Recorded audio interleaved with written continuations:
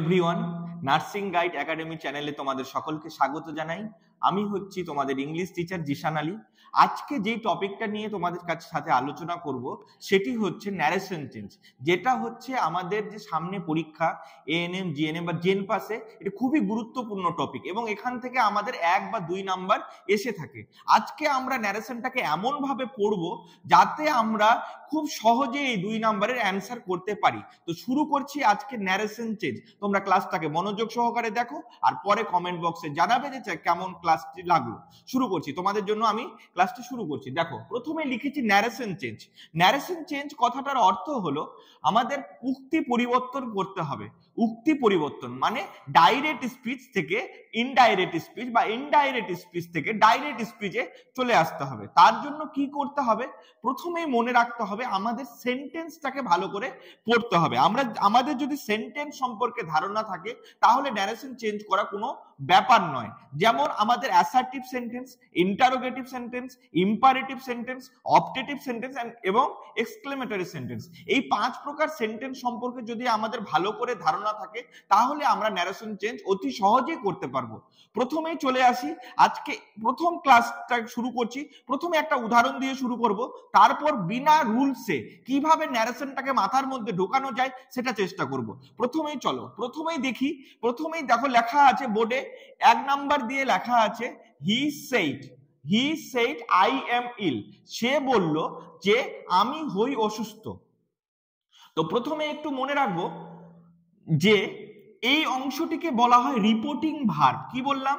এই অংশটিকে বলা হয় রিপোর্টিং ভার্ব এবং পরবর্তীতে যেটি আছে সেটি হয়ে গেল হচ্ছে আমাদের রিপোর্টিং স্পিচ। Reporting speech. তো কিভাবে চেঞ্জ করব? একটা জিনিস দেখো, এখানে মানে বুঝবো। সে বলল আমি হই অসুস্থ। সে বলল কি? আমি হই অসুস্থ। তো এখানে 3টা পার্সন নিয়ে খেলা আছে। কেউ যদি তোমাকে বলে সে বলল আমি অসুস্থ, তাহলে তুমি অন্য বন্ধুকে গিয়ে কি বলবে? অন্য বন্ধুকে গিয়ে নিশ্চয় তুমি বলবে না যে সে বলল আমি হই অসুস্থ। তুমি অন্য বন্ধুকে, 3 নাম্বার বন্ধুকে গিয়ে বলবে সে বলল সে হয় অসুস্থ। কি বলবে? সে বলল সে হয় অসুস্থ। তাহলে একটু জেনে নেব, তাহলে এই যে আইটা কিসে চেঞ্জ হয়ে যাবে? আইটা চেঞ্জ হয়ে যাবে হিতে। এটা আমাদের শিখতে হবে। প্রথম চেঞ্জ হচ্ছে সাবজেক্টটাকে কিভাবে চেঞ্জ করব এটা মাথার মধ্যে ঢুকিয়ে নিতে হবে। প্রথমে আবার আসো, সে বলল আমি হই অসুস্থ। তো এই কথাটা তৃতীয় ব্যক্তিকে বলতে গেলে কিভাবে বলবো? আবার বলছি, সে বলল যে সে হয় অসুস্থ। তো প্রথমে একটু এবার রুলসে আসি। প্রথমে দেখো এই অংশটিকে আমরা বলবো হচ্ছে রিপোর্টিং ভার্ব। কি বলবো? Reporting verb. এবং পরবর্তী যে অংশটা আছে এটাকে বলা হয় রিপোর্টেড স্পিচ। তো একটা জিনিস মাথায় রাখতে হবে, রিপোর্টিং ভার্ব যদি পাস্ট টেন্সে থাকে তাহলে রিপোর্টেড স্পিচটাকেও কি করতে হবে?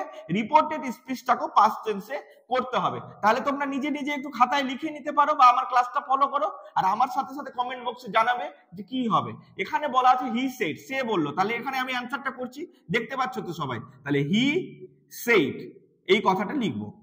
লেখার পর একটা সংযোজক ব্যবহার করব, যেটা হচ্ছে দ্যাট ব্যবহার করব। কি করব? দ্যাট ব্যবহার করব। He said that. তাহলে আই এম ইল লেখা যাবে না, তাহলে আই এম ইল লেখা যাবে না। কি লিখতে হবে? হি লিখতে হবে। সে বলল সে অসুস্থ, তাহলে হি। এবার বললাম কি এম হবে না। রিপোর্টিং ভার্বটা যদি পাস্ট টেন্সে থাকে তাহলে রিপোর্টেড স্পিচটাকেও পাস্ট টেন্সে করতে হবে। তাহলে এখানে হিটা কেন বসলো? সে বলল কে অসুস্থ? সে অসুস্থ। তাহলে এখানে এম বসবে না, এখানে বসে যাবে হচ্ছে ওয়াস। কি বসবে? ওয়াস। হি ওয়াস ইল। তাহলে বুঝতে পারলে কত সহজে আমরা প্রথম ন্যারেশনটাকে করে ফেলতে পারলাম। তার জন্য আমাদের কোনো রুলসের দরকার হলো না।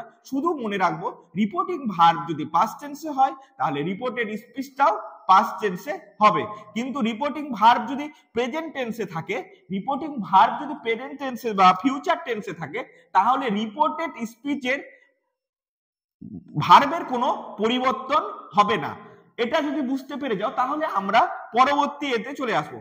প্রথমেই বলেছিলাম যে অ্যাসার্টিভ সেন্টেন্সের ক্ষেত্রে বা ইন্টারোগেটিভ সেন্টেন্স বা অপটেটিভ সেন্টেন্স অনুযায়ী ন্যারেশন চেঞ্জটা কিন্তু আমরা করে থাকি। চলো তাহলে দেখা যাক কি হচ্ছে। প্রথমে লিখেছি আমি অ্যাসার্টিভ সেন্টেন্স, অ্যাসার্টিভ সেন্টেন্সে প্রথমে লিখেছি আমি রুলস দিয়ে দিয়েছি।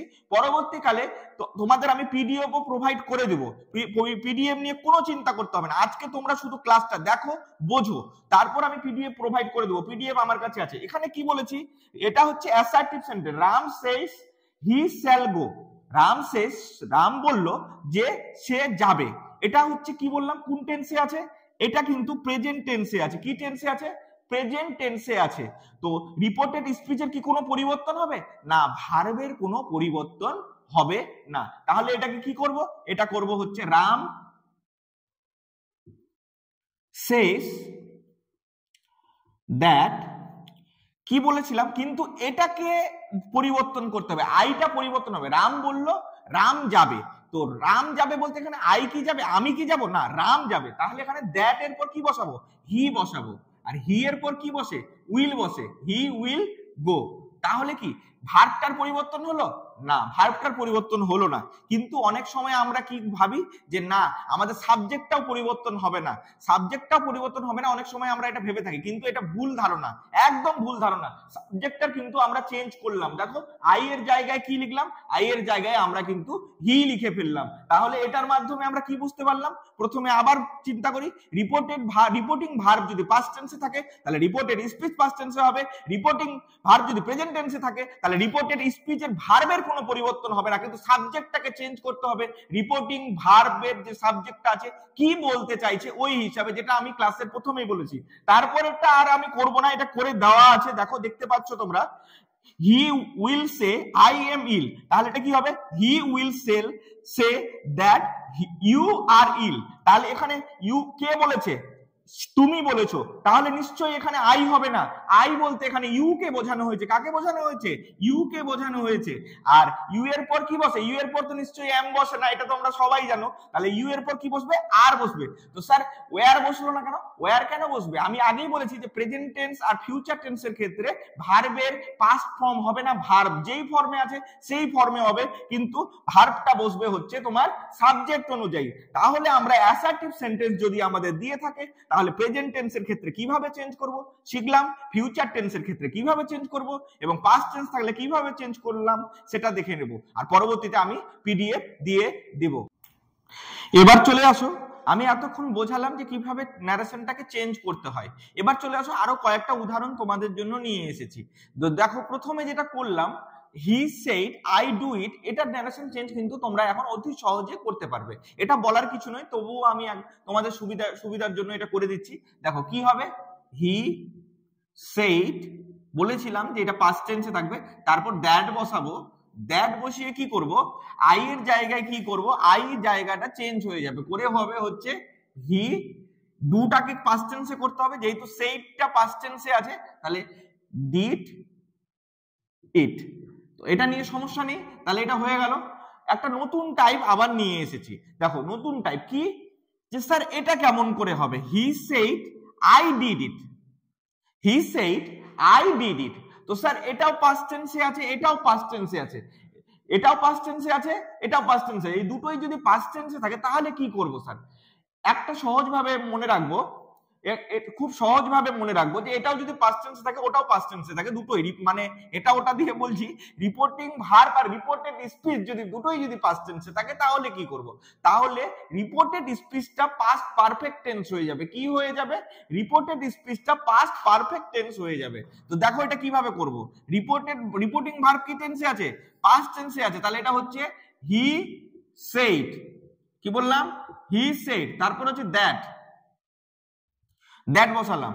তো হি সেড বলতে হি বলতে কাকে? তাকে বোঝাচ্ছে, তাহলে নিশ্চয়ই আই থাকবে না, আইটা চেঞ্জ হয়ে যাবে। তো আইটা চেঞ্জ হয়ে কি হবে? আইটা চেঞ্জ হয়ে হি হয়ে যাবে। এবার পরিবর্তনটা করব কিভাবে? এটা ডিড আছে, এখানে ডু নেই। ডু থাকলে ডিড করে দিতাম, কিন্তু ডিড আছে। দুটোই যদি পাস্ট টেন্সে থাকলে পাস্ট পারফেক্ট টেন্স হয়ে যাবে। তো আমরা জানি টেন্স যখন পড়েছিলাম পাস্ট পারফেক্ট টেন্স করতে গেলে কি করব? হি এর পর বসবে হচ্ছে হ্যাড, হি এর পর বসবে হচ্ছে হ্যাড, তারপর কি বসবে? ডিডের জায়গায় বসে যাবে হচ্ছে ভি3 ফর্ম, ডু এর ভি3 ফর্ম, তাহলে এটা ডান। কি হবে? ডান। ডানের পর বসবে হচ্ছে ইট।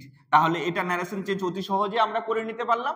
রিপোর্টিং ভার্ব যদি পাস্ট টেন্সে থাকে, রিপোর্টেড স্পিচও যদি পাস্ট টেন্সে থাকে, তাহলে রিপোর্টিং ভার্ব লিখে রিপোর্টেড স্পিচের আগে দ্যাট বসাবো এবং রিপোর্টেড স্পিচটাকে পাস্ট পারফেক্ট টেন্স করবো। আর সাবজেক্টটা কিভাবে চেঞ্জ হবে আমরা মনে মনে বলবো যে তৃতীয় ব্যক্তিকে গিয়ে বললে কি হচ্ছে, তাহলে ওই জায়গাটাতে আমাদের রুলস এর মনে রাখার কোনো প্রয়োজন পড়ছে না। হলো? তাহলে 2 নাম্বার হয়ে গেল। এবার চলে আসো 3 নাম্বার। 3 নাম্বার চলে আসো। 3 নাম্বার এটা হচ্ছে ছাত্রছাত্রীরা খুবই ভুল করে যে স্যার এটা কেমন করে হলো। আমি সেই জন্য উদাহরণটাকে লিখেই নিয়েছি। এখানে দেখো তো, হি সেড কি বললো, সে বলল, আই ওয়াজ ডুইং ইট, তাহলে এটাও পাস্ট টেন্সে আছে, এখানে আবার ওয়াজ দিয়ে ডুইং করেছে। তাহলে এই জায়গাটা খুব কনফিউশন হচ্ছে। কি করে সমস্যাটা সমাধান করব? সমস্যাটা সমাধান করতে গেলে প্রথমেই আমাদের মাথায় নিতে হবে হি সেড এর জায়গায় হি সেড করেছি, তারপর সংযোজক একটা ব্যবহার করব, সংযোজক দ্যাট ব্যবহার করেছি। তাহলে আই ওয়াজ ডুইং ইট বলতে কাকে বোঝানো হয়েছে? আই বলতে এখানে নিশ্চয়ই আমি নই, সে বললো মানে কি সে করেছে, তাহলে এখানে কি বসবে? হি বসলো। এবার প্রশ্ন চিহ্ন হচ্ছে যে স্যার আপনি বললেন যে দুটোই যদি পাস্ট টেন্সে থাকে তাহলে ওটা পাস্ট পারফেক্ট টেন্স হবে, তাহলে কি এখানে এটা পাস্ট পারফেক্ট টেন্স হয়েছে? এখানে তো পাস্ট পারফেক্ট তো ডান আপনি লেখেননি, আপনি তো ডুইং ইটই লিখে দিয়েছেন, তাহলে কি আপনি ভুল লিখেছেন? আমরা কি ভুল শিখছি? না, এই সমস্যাটা আমরা একদম খুব সহজে ক্লিয়ার করে নেব। একটা জিনিস মাথায় রাখতে হবে, এখানে পাস্ট পারফেক্ট টেন্স করলে V3 কার হবে? V3 কখনোই কিন্তু ডুইং এর V3 হবে না। আমরা যেটা জানি ডুইং এর V3 হবে না। বারবার ছাত্রছাত্রীরা কি করে যে না স্যার তাহলে ডুইং আছে, ডুইং এর জায়গায় ডান করে ইট করে দেই। ডুইং এর কোনো চেঞ্জ হবে না, যেহেতু এখানে আইএনজি লাগানো আছে। আমাদের চেঞ্জ করতে হবে V3 কার হবে, তাহলে আমাদের এটা হি হয়ে গেল, এটা নিয়ে কোনো সমস্যা নাই। তারপর হচ্ছে হ্যাড হলো। এবার হচ্ছে স্যার বিনটা কোথায় পেলেন? বিনটা কোথায় পেলেন? আমি একটু উপরে তোমাদের বোঝানোর জন্য লিখছি, দেখো এম, ইজ, আর, এই তিনটা আছে প্রেজেন্ট টেন্সে, তাই না? তারপর হচ্ছে পাস্ট টেন্স যখন হবে তখন ওয়াস ওয়্যার হবে এদের, তাই তো? আর এর V3 ফর্ম হচ্ছে বিন। এই ওয়াস ওয়্যার এর V3 ফর্ম কি? ওয়াস ওয়্যার এর V3 ফর্ম হচ্ছে বিন। তাহলে এখানে আমার কি আছে? ওয়াস আছে। তাহলে কি বললাম? দুটোই পাস্ট টেন্সে আছে, সেইডও পাস্ট টেন্সে আছে, ওয়াসও পাস্ট টেন্সে আছে। তাহলে এর V3 ফর্ম হয়ে গেল বিন। আমরা কিন্তু ডুইংটা নিয়ে কাটাছেড়া করব না, তাহলে ডুইংটা হয়ে যাবে আমাদের হচ্ছে ডুইং থাকবে, ইটের জায়গায় ইট বসিয়ে দেব। এটা ভিভিআই, খুবই ভিভিআই। কারণ হচ্ছে এই জায়গাটা বারবার আমরা ভুল করি যে স্যার ডুইং আছে, ডুইং এর ডান করে দিচ্ছি, না ডান হবে না। ওয়াস ওয়্যার এর V3 ফর্ম হচ্ছে বিন, ওয়াস ওয়্যার এর V3 ফর্ম আমরা বিন বসিয়েছি, এবং পাস্ট টেন্সে পাস্ট পারফেক্ট টেন্সে দেখো এটারও রুলস যা এটারও রুলস থাক, শুধু একটু এলোমেলো করার জন্য আমি এটা দিয়েছি। আরেকটা কথা বলে রাখি, এতক্ষণ ন্যারেশন করালাম আমি কিন্তু সেইট করে রাখলাম, কিন্তু সেইট টু যখন থাকবে, সেইট টু মি যখন থাকবে তখন ওখানে সেইট টু জায়গায় করতে হবে টোল্ড। কি করতে হবে? টোল্ড। আর পরের ভয়েস চেঞ্জ যেটা, পরের ন্যারেশন চেঞ্জ যেটা আছে এটা আমি করব না, এটা তোমরা কমেন্ট বক্সে একটু আমাকে জানিয়ে করে দিবে। আমি শুধু এই জায়গাটা বলে দিলাম সেইট টু থাকলে কি হবে? টোল্ড হবে। তাহলে টোল্ড লিখে দেবো, আর কিভাবে ন্যারেশন চেঞ্জটা করতে হবে এটা তোমরা কিন্তু কমেন্ট বক্সে জানাবে। আর পরের ক্লাস আমি আবার নিয়ে আসবো, আজকেই এই জায়গাটা করে নাও, আর একটু কমেন্ট বক্সে জানাবে ক্লাসটা কেমন লাগলো। আজকে আমি প্রথম ক্লাস দিচ্ছি ন্যারেশনের, কিরকম লাগলো তোমরা একটু জানাও আর কমেন্ট বক্সে জানাও। আমরা চলে এসেছি অ্যাসার্টিভ সেন্টেন্সের সর্বশেষ অংশে। অ্যাসার্টিভ সেন্টেন্সের এই পার্টটা করে নিলে মোটামুটি আমাদের অ্যাসার্টিভ সেন্টেন্সের উপর যেসব ন্যারেশন চেঞ্জগুলো পরীক্ষায় সাধারণত এসে থাকে ওই ন্যারেশন চেঞ্জগুলো কিন্তু হয়ে যাবে। তো প্রথমেই চলে আসি, দেখো লেখা আছে বাংলায় অনেক কিছু, ইংলিশে অনেক কিছু, এত কিছু নয়, তোমরা শুধু আমার স্পিচটা শোনো। যদি কোনো নিত্যকার সত্য, কোনো ঐতিহাসিক ঘটনা বা প্রতিনিয়ত অভ্যেস এসব যদি বোঝায় তাহলে হচ্ছে রিপোর্টেড স্পিচের কোনো চেঞ্জ হবে না। রিপোর্টেড স্পিচ যেরকম আছে সেরকম হবে, শুধু আমরা সাবজেক্টটা নিয়ে কাটাছেড়া করব। এটা তো একটু উদাহরণের মাধ্যমে বুঝবো, এটা ভালো করেই জানি। হি সেড, সে বলল, তাহলে এটা পাস্ট টেন্সে আছে, কিন্তু অ্যাসার্টিভ সেন্টেন্সের রুল অনুযায়ী কি হয়? রুল অনুযায়ী এটা হওয়া উচিত ছিল যে অনেস্টি ইজ দ্য বেস্ট পলিসির জায়গায় হবে অনেস্টি ওয়াজ এ বেস্ট পলিসি হওয়ার কথা ছিল, কিন্তু কি বলেছি? এটা হচ্ছে আমাদের একটা নিত্য সত্য বা হচ্ছে চিরন্তন সত্য। Honesty is the best policy, honesty is the best policy আজকেও যেমন আছে, অতীতেও ছিল, ভবিষ্যতেও থাকবে। তাহলে এটার কি কোনো পরিবর্তন হবে? না, এটার কোনো পরিবর্তন হবে না। তাহলে এটা কি করে দেব? হি সেইড করব, হি সেইড। আবার বলছি, তাহলে দ্যাট বসবে, অ্যাসার্টিভ সেন্টেন্স চেঞ্জের ক্ষেত্রে দ্যাট বসবে। এটা হয়ে যাবে অনেস্টি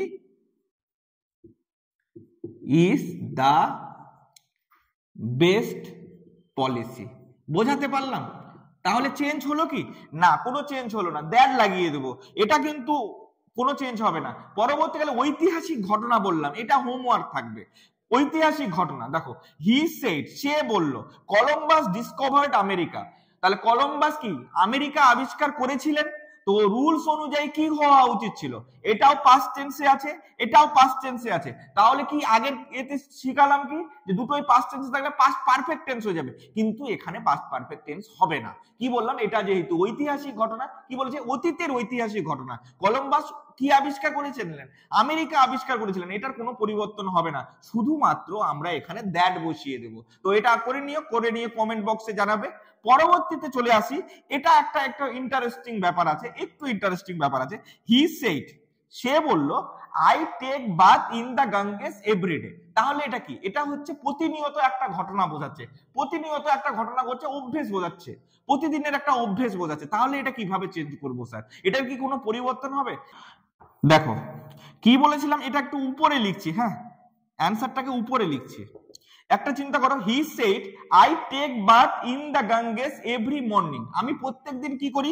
গঙ্গায় স্নান করি। এখানে আমি বলতে কাকে বোঝানো হচ্ছে? আমি বলতে সে বলেছে, তার মানে সে প্রতিদিন গঙ্গায় স্নান করে। রুলস অনুযায়ী এরকম হওয়া উচিত ছিল, সেইড আছে, টুক করে দিতাম, না টুক হবে না, অ্যান্সারটা হবে হি সেইড দ্যাট। আই এর জায়গায় কি হবে? আইটা পরিবর্তন হয়ে যাবে, হি বুঝিয়েছে, তাহলে এটা হি হবে, হি। এখানে একটু পরিবর্তন করতে হবে, যেহেতু ভার্বটার পাস্ট টেন্স হবে না বা ফিউচার টেন্স হবে না, তাহলে এখানে টেক হবে। টেক লিখে আমরা কি জানি, থার্ড পারসন সিঙ্গুলার নাম্বার থাকলে টেক বসে না, ভার্বের সাথে এস বা ইএস যুক্ত হয়। তাহলে he takes bath in the Ganges, হ্যাঁ, ডট ডট দিয়ে লিখে দিবে এভরি মর্নিং। তাহলে এটা হয়ে গেল অ্যাসার্টিভ সেন্টেন্স। তাহলে আমাদের পরীক্ষায় যেগুলো সাধারণত এসে থাকে, বেসিক রুলসটা আমি করিয়ে দিলাম। এরপর যদি তোমাদের আবার বলছি, যদি হয় আমি প্র্যাকটিস সেট নিয়ে আসবো অ্যাসার্টিভ সেন্টেন্সের উপর, তোমরা অ্যান্সার গুলো করবে, একটু জানাবে কি কি প্রবলেম হচ্ছে অ্যাসার্টিভ সেন্টেন্সের উপর। যদি কোনো কিছু সমস্যা হয় ন্যারেশন চেঞ্জে, একটু জানাবে কমেন্ট বক্সে, আমি কমেন্ট বক্স দেখে নিয়ে তোমাদের প্রবলেম গুলো সলভ করার চেষ্টা করব।